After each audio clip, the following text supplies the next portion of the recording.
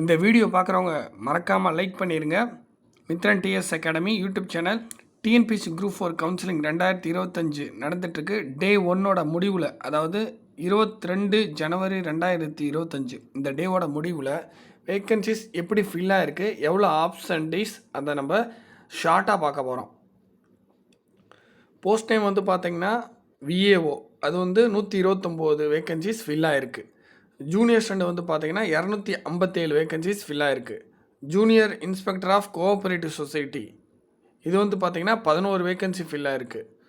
So டோட்டலாக வந்து பார்த்திங்கன்னா அந்த டே 1ல் 400 பேர் கூப்பிட்ருக்காங்க.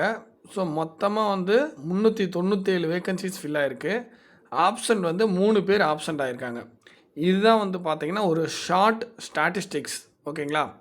ஸோ மேலும் தொடர்ச்சியாக இந்த டிஎன்பிஎஸ்சி கவுன்சிலிங் 2025 சம்மந்தமாக நிறைய வீடியோஸ் நம்ம பார்க்க போகிறோம். ஆல்ரெடி வந்து பார்த்திங்கன்னா ஒரு 3 வீடியோஸ் வந்து நம்ம டே 1ஓட வீடியோ அப்லோட் பண்ணியிருந்தோம். அதுக்கு நிறைய ஒரு வரவேற்பு கிடச்சிருக்கு.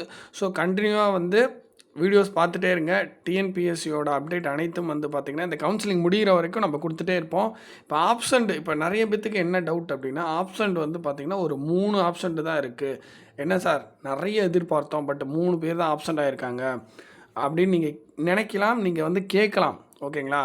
நிறைய பேர்த்துக்கு அது வந்து மன உறுத்தலாக இருந்துக்கிட்டே இருக்கலாம். பட் நல்லா கவனிங்க, டே 1ல் தாங்க 3 கேண்டிடேட்ஸ் வந்து ஆப்சண்ட் ஆகிருக்காங்க. டே போக போக கேண்டிடேட்ஸோட ஆப்சன்டீஸ் வந்து நிறைய இருக்கும். நீங்கள் பார்க்க தான் போகிறீங்க. கண்டிப்பாக வந்து நிறைய பேர் ஆப்சண்ட் ஆவாங்க. ஸோ யாரும் வருத்தப்பட வேணாம். ஆல்ரெடி வந்து பார்த்தீங்கன்னா உங்களோட மெமோவில் உங்களோட தரவரிசை கொஞ்சம் முன்னாடி போயிருக்கிறத நீங்கள் பார்த்துருப்பீங்க. ஓகேங்களா? ஏன் முன்னாடி போயிருக்கு அப்படின்னா, நிறைய பேர் வந்து சர்டிஃபிகேட் அப்லோட் பண்ணாமல் விட்டுருப்பாங்க, அல்லது போன குரூப் 4ல் வேலைக்கு போனவங்க இது வேண்டான்னு விட்டுருப்பாங்க, அல்லது இதுக்கு முந்தின குரூப் 2A அதில் வந்து வேலைக்கு போனவங்க ஓகே இதை அப்லோட் பண்ண வேணான்னு விட்டுருப்பாங்க. அதனாலவே உங்களோட தரவரிசை வந்து கொஞ்சம் முன்னாடி வந்திருக்கும். இன்னும் போக போக என்ன ஆகும்னா ஆப்சண்ட்டே ஆவாங்க. என்ன தான் வந்து வேலையில் இருந்திருந்தாலும் குரூப் 4 போன குரூப் 4ல் போயிருந்தவங்க, குரூப் 2A போயிருந்தவங்க, சர்டிஃபிகேட் அப்லோட் பண்ணாமல் இருந்திருந்தாலும் சில பேர், அதுலேயும் சில பேர் சர்டிஃபிகேட் வந்து அப்லோட் பண்ணியிருப்பாங்க. அவங்க வந்து கவுன்சிலிங் வராமல் இருப்பாங்க. ஸோ தொடர்ச்சியாக நம்மளோட சேனலோட அப்டேட் வாட்ச் பண்ணிக்கிட்டே இருங்க.